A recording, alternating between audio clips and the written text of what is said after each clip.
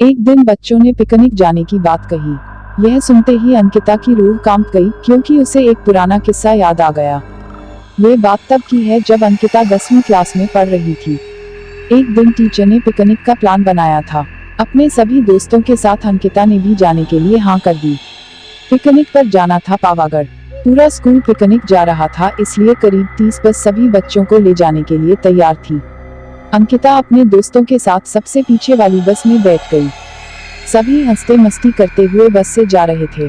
तभी कुछ दूर जंगल के पास पहुंचकर उसी बस से तेज आवाज आई। ये वक्त रात के करीब 1:30 बजे का था। ड्राइवर गाड़ी से बाहर निकला तो उसे पता चला कि टायर फट गया है। ड्राइवर ने सबसे कहा कि बस का टायर बदलने में करीब 2 घंटे लगेंगे, आप सब नीचे उतर जाए, मैं इसे बदल देता हूँ।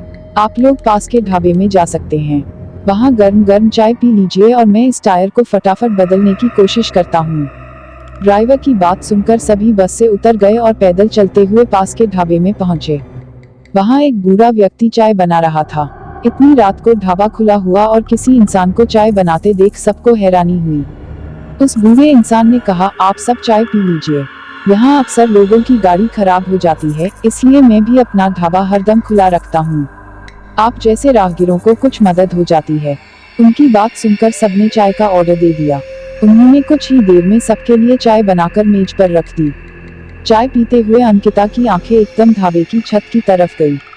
वहां अंकिता ने एक औरत को सफेद रंग की साड़ी में खुले बाल लहराते हुए देखा।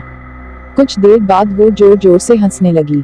भले ही हंसने की आवाज किसी को सुनाई नहीं दे रही थी, लेकिन अंकिता ने उसे मुंह खोलकर हंसते हुए देखा था। ये सब देखकर अंकिता ने डर के मारे आंखें नीचे झुका लीं। कांपते हुए किसी तरह से अंकिता ने चाय दोबारा पीना शुरू ही किया थी कि उसी वक्त जोर जोर से किसी के चिल्लाने की आवाज जंगल की ओर से आई। ढाबे में बैठे हुए सभी बच्चे और टीचर उस आवाज को सुनकर डर गए। सबको डरा हुआ देखकर उस बूढ़े इंसान ने कहा कि मैं देखकर आता हूँ क्या हुआ है, आप लोग यहीं बैठे रहो। इतना कहकर वो आवाज की तरफ बढ़ गया। तभी एक लड़की को खून की उल्टी लगातार होने लगी। उसको देखकर सबकी हालत और खराब हो गई। उसी समय एक टीचर ने कहा कि तुम सब आग जलाओ और उसके बगल में बैठ जाओ। सबने मिलकर आग जलाए और गोल घेरा करके बैठ गए। टीचर ने सख्त लहजे में सबसे कह दिया कि अकेले कोई कहीं नहीं जाएगा।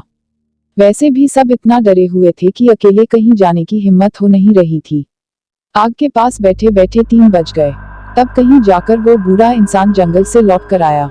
उसने सबकी तरफ देखा और कहा कि उस चीख को सब भूल जाना, नहीं तो जीना मुश्किल हो जाएगा। इतना कहकर वो ढाबे के अंदर चला गया। तभी ड्राइवर भी टायर बदलकर बस लेकर ढाबे के पास पहुंचा। सभी लोग भगवान का नाम लेते हुए उस बस में बैठ गए। टीचर ने बस में बैठते ही सबको कहा कि कोई एक दूसरे से बात नहीं करेगा, सीधे सब सो जाओ। टीचर की बात मानकर सब चुपचाप बस में ही सो गए। उसके बाद पिकनिक स्पॉट पर पहुंचे और करीब 1 हफ्ते बाद घूमकर आ गए। पिकनिक में किसी ने दूसरे बस के बच्चों से उस रात के बारे में कुछ नहीं कहा, क्योंकि टीचर ने मना किया। लेकिन पिकनिक से लौटते ही सबने अपने दोस्तों और दूसरी क्लास वालों को इस भूतिया घटना के बारे में बताया। आज पिकनिक का नाम सुनते ही यही भूतिया ढाबे की कहानी अंकिता के मन में आ गई और बच्चों को पिकनिक भेजने से उसे डर लगने लगा।